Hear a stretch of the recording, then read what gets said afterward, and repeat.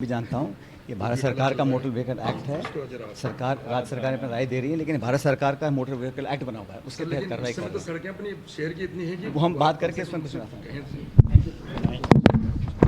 ऐसा है, देखिए ऐसा है, आज से पहले भी मुख्यमंत्री जी ने मेरे बारे में कुछ कह दिया था, मुझे कुछ नाकारा, निकम्मा है, बहुत सारी बातें बोल दी थी। लेकिन देखो, अशोक गहलोत जी क्या है, अनुभवी हैं, बुज़ुर्ग हैं और पिता तुल्य हैं, तो वो कभी कभी कुछ बोल देते हैं तो मैं उसको अदरवाइज नहीं लेता हूँ।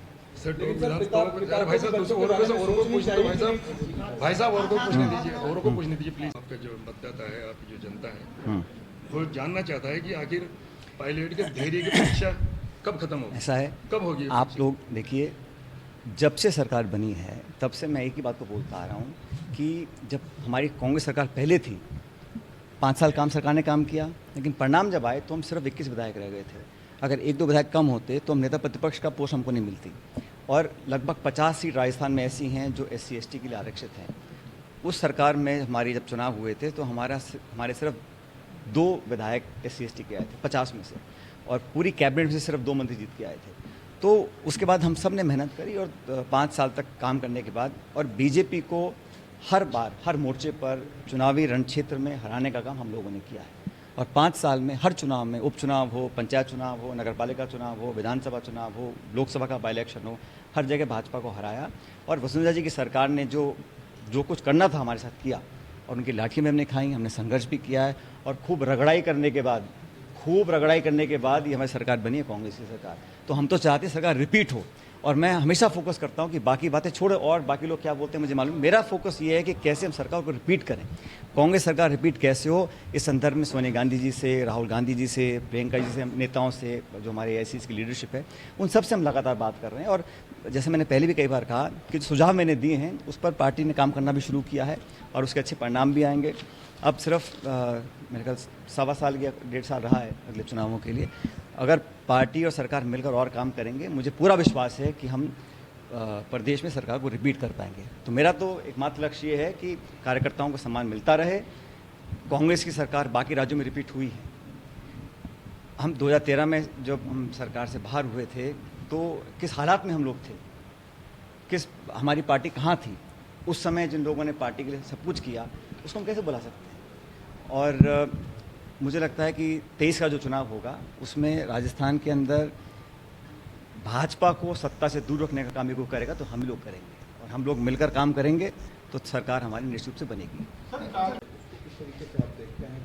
हमारा जो गठबंधन था शिवसेना NCP कांग्रेस का, वो आज भी कायम है, और हमारे सभी गठबंधन के साथियों ने इस बात को कहा है कि कितनी कोशिश कर ले, हमारा जो अलायंस था उसने सरकार ने अच्छा काम किया है, और अभी भी हम सब तीनों पार्टियां साथ हैं। और मुझे उम्मीद है कि हम लोग अपनी सरकार को पूरा समय, उसका 5 साल का कार्यकाल पूरा होगा। और शिवसेना का ये इंटरनल मामला है, मुझे लगता है शिवसेना के नेता इस मामले को अपने आप सुलझा भी लेंगे।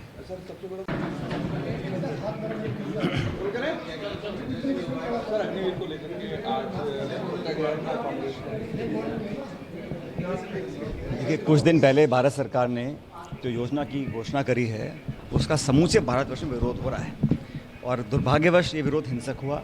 हम सब ने आग्रह किया नौजवानों से कि हिंसा का सहारा ना लें, क्योंकि हिंसा करना या कानून को अपने हाथ में लेना ये किसी भी सवाल का जवाब नहीं हो सकता। इसलिए लोगों में आक्रोश तो है, लेकिन हमने सबसे आग्रह किया कि शांतिपूर्वक तरीके से अपनी बात को रखें। और कांग्रेस पार्टी ने आज निर्णय लिया है कि देश में जितनी विधानसभाएँ हैं हर जगह हम सब अपने अपने जो जनप्रतिनिधि हैं वहाँ पर जाएंगे, संवाद करेंगे, और जो बिना सोचे समझे इस अग्निपथ स्कीम को थोपा जा रहा है, उसका एक जेन्युइन विरोध है लोगों के अंदर, उसको हम अपने पार्टी के प्लेटफॉर्म पे उसका उजागर करेंगे, और सरकार को मजबूर करना चाहते हैं कि सरकार इसको वापस ले, क्योंकि इस कानून को बनाने में, इस बिल को बनाने में, इस पॉलिसी को बनाने में कोई चर्चा हुई नहीं पार्लियामेंट के अंदर, और ना चर्चा हुई नौजवानों के साथ। तो जो नौजवान इस देश में अपनी मातृभूमि के लिए कुर्बान होने का जज्बा रखता है, उसके लिए हमेशा के लिए हम रास्ते रोक दें या उसके सपनों को चकनाचूर कर दें, वो बड़ा दुर्भाग्यपूर्ण होगा अगर ऐसा होगा तो।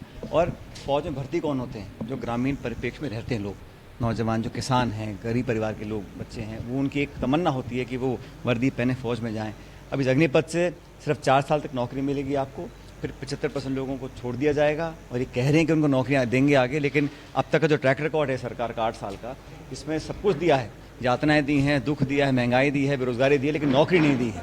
तो 4 साल के बाद उनको नौकरी मिल पाएगी, बहुत बड़ा सवाल है, क्योंकि जो अर्धसैनिक बल हैं अभी उनमें बहुत सारी वैकेंसीज़ हैं, फ़ौज में 1.25 लाख पद खाली पड़े हैं और हम लोग चाहते हैं कि आर्मी का रिफॉर्म हो। फ़ौज को अगर उसको आधुनिकीकरण करना है, उसमें कुछ निवेश करना है, नौजवानों की हमारे आयु सीमा जो औसत आयु है उसको कम करना है, उस सब में हम समर्थन करने को तैयार हैं, करते भी आए हैं।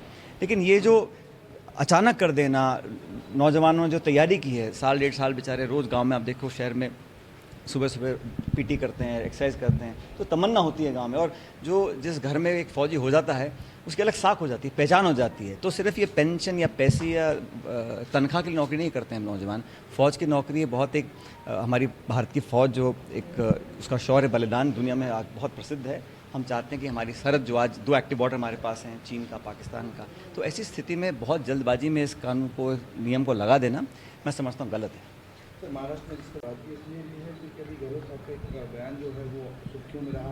उसके बाद शांति धारीवाल ने कहा कि गजेंद्र सिंह शेखावत से उस सिलसिले में देखो ऐसा है, अभी कुछ दिन पहले दिल्ली में कार्यक्रम हो रहा था, तो वहाँ पे हमारे कांग्रेस पार्टी के पूर्व अध्यक्ष राहुल गांधी जी हैं। राहुल गांधी जी ने मन से मेरा जो धैर्य है उसकी प्रशंसा कर दी थी। अब अगर मेरे धैर्य को, मेरे पेशेंस को राहुल गांधी जैसे नेता उसको अप्रिशिएट करते हैं या उसको पसंद करते हैं, तो मुझे लगता है कि इसको किसी को भी उनके स्टेटमेंट से अनावश्यक रूप से परेशान नहीं होना चाहिए और इसको राइट स्पिरिट में लेना चाहिए। और मैं मानता हूं कि राहुल गांधी जी ने जो बोला, मेरे धैर्य को और जब उन्होंने मेरे पेशेंस को इतना अप्रिशिएट किया है, तब आगे कुछ और रहा नहीं बोलने के लिए। क्या करें?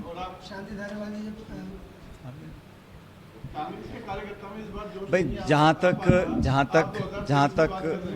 तक जो हमारे केंद्र मंत्री हैं गजेंद्र शेखावत जी, वो केंद्र मंत्री इसलिए बन गए क्योंकि वो जोधपुर से चुनाव जीत के लोकसभा का, और हम लोग सरकार में थे, फिर भी हम जोधपुर से चुनाव हार गए और ये चूक हुई हम लोगों से। और मैं समझता हूँ कि अगर उस लोकसभा चुनाव में हम कामयाब होते तो मंत्री नहीं बन पाते, क्योंकि उन्होंने भी एक तरह से वादा खिलाफी हो रही है हमारे साथ। प्रदेश में जब प्रधानमंत्री खुद बोल गए कि इसको राष्ट्रीय योजना घोषित करेंगे आरसीपी को, वो नहीं कर रहे हैं, ना करा पा रहे हैं। तो वो मंत्री प्रदेश के तो हैं, लेकिन वो जोधपुर से चुनाव जीते थे इसलिए मंत्री बन गए। लेकिन अब लोकसभा चुनाव में मेरे ख्याल 2 साल दूर रह गए हैं, सिर्फ 24 के चुनाव आएंगे, तो इस बार हम दोबारा वहाँ से जोधपुर से चुनाव कांग्रेस पार्टी जीतेगी। और जो चूक पहले हो गई थी, भाई हम सरकार में रहते हुए चुनाव नहीं जीत पाए थे जोधपुर का, इस बार वो चूक नहीं होगी। और इस बार 24 में शेखावत जी को जोधपुर से हम चुनाव हरवाएंगे, पार्टी हमारी कांग्रेस जीतेगी और चुनाव में उनको हम हराने का काम करेंगे। अभी पुलिस ने कोर्ट के अंदर